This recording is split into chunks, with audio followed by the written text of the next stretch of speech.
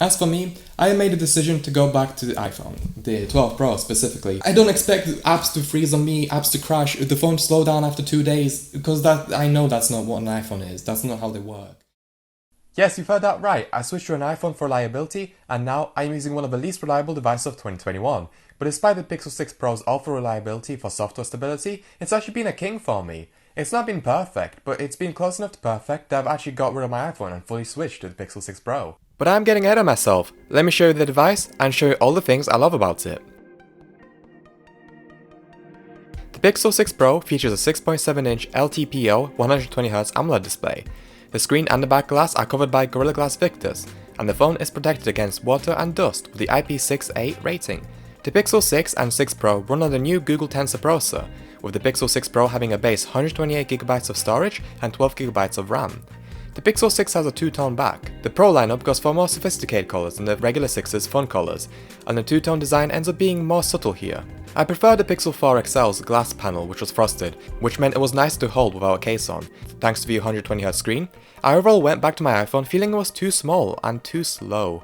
The screen is curved. It is my first curved glass phone, and it feels great to use without a case. However, I can barely feel the curve with my fingers with the case on, which is a shame. The hole punch isn't in the way of your content, and it is small enough that it isn't distracting. The display also gets plenty bright, even if on paper it's not as bright as the competition. There have been users complaining about the auto brightness mode being unreliable. In my case, it's been fine about 80% of the time. It can tend to randomly brighten up in a dark environment, particularly if using the phone's torch, but otherwise it is perfectly good enough. I've used older Android phones which are far worse. In the adaptive color mode, the colors of the display look great throughout the OS, and when editing my pictures on the Pixel, the colors matched with the colors of my laptop, which is great to see. The fingerprint scanner is one of the controversial things about this phone, with a decent handful of users reporting it to be too slow, taking multiple times to read their fingerprint and having to press down hard on the display for it to register. I can confirm that none of these things are a problem for me. The in-display fingerprint scanner is faster than the one on the back of my V30 and works first time, provided you don't put it outside the circle by accident, although it definitely could be quicker. The speakers on the Pixel 6 Pro are pretty great. They're not perfect. I hate the fact that the left and the right speaker aren't balanced. It's not always noticeable, but when it is, it drives me mad. But the actual quality is great, and in my opinion, it beats out Apple, which is no small feat. The bass is punchy for a phone. You can feel the phone vibrate with bass, and the mids sound less whole than the iPhone, which makes the iPhone's speakers sound harsher.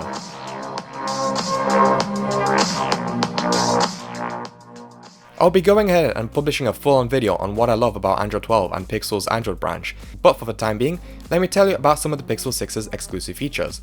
I like how you can translate inside of apps, although I haven't really found a use case for this yet personally. Live Caption, which is a live subtitling service, is awesome in theory, however in reality it is very finicky, being slow and not being great with thicker accents. Furthermore, live captioning has a limited amount of languages that it works with, unlike Live Transcribe or Live Translate. Live Transcribe is just as garbage as on any other Android phone, getting confused and freezing if a sentence is too long or spoken too fast, needing an app restart. But with all the bad stuff out of the way, let me tell you what I do like. Hey Google works over music without needing to shout and can be activated via the power button. You can copy and paste images from say Chrome onto Telegram via Gboard, and speaking of Gboard, its suggestions are still one of the best, especially when swiping. Now, not only on the Pixel, Gboard shows grammar mistakes too. And with the vibration motor that rivals the Taptic engine, Gboard gives you a very light haptic feedback when pressing each key, instead of the hollow bzz bzz bzz that you may be used to from phones of the past. In terms of Pixel camera features, you have the option of holding down the shutter button to shoot a quick video, and you can extract frames from that video. You also have motion photos, which lets you pick out a better shot from before and after you hit the shutter button. If you've been paying attention, you may have realized that these are all the features that the iPhone has.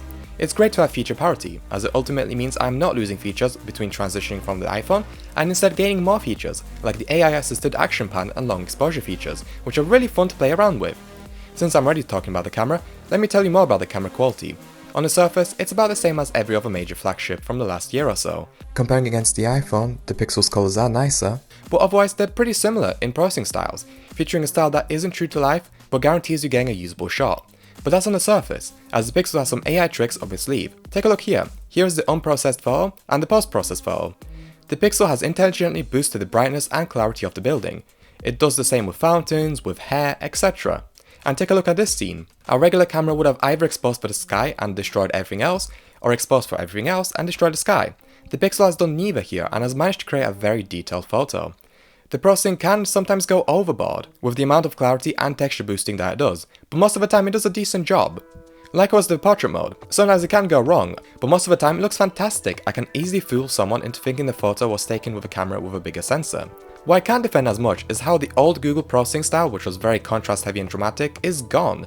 The new style is scared of letting anything be fully black. However, you can thankfully tweak the shadows before shooting the photo by tapping on the viewfinder and using the sliders. You can also shoot in RAW, which gives you more control over the final image, as can be seen here. In terms of zoom level, there isn't a camera in between the 1x and the 4x, which is irritating. As with most phones, the 1x is usually too wide and makes it hard to compose. I like the 2x on the iPhone as it provides a nice optical crop with no quality loss, while on the Pixel, you have to crop in digitally and it over sharpens to compensate, which is not ideal.